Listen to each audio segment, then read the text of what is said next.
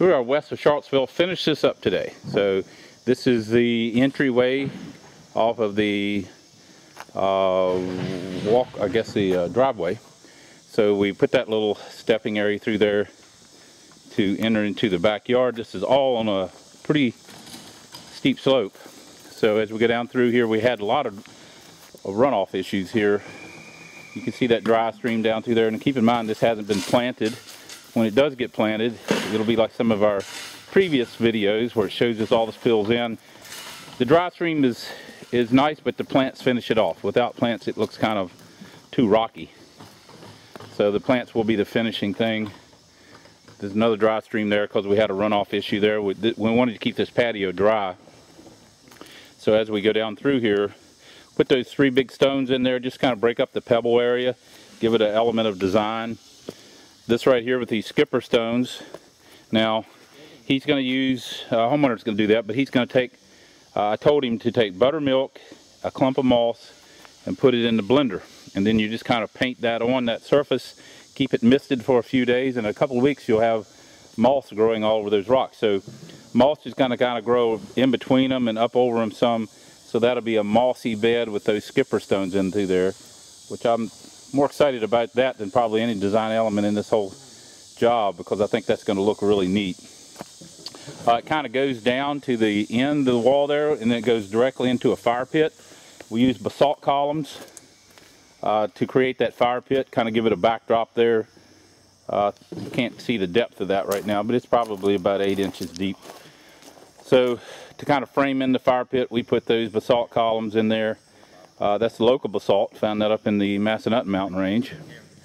Bridge over the dry stream, which goes up to a meditation garden.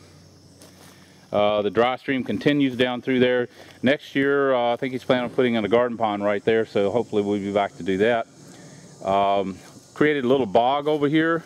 Had a naturally wet area, and you'll see how wet that is.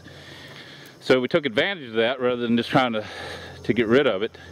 That will fill in with those bog plants. It'll be beautiful next year when all those plants get going in there and start filling that in. I think it'll be just another little unique element that not everybody can have, and since he has this wet area, he can have it.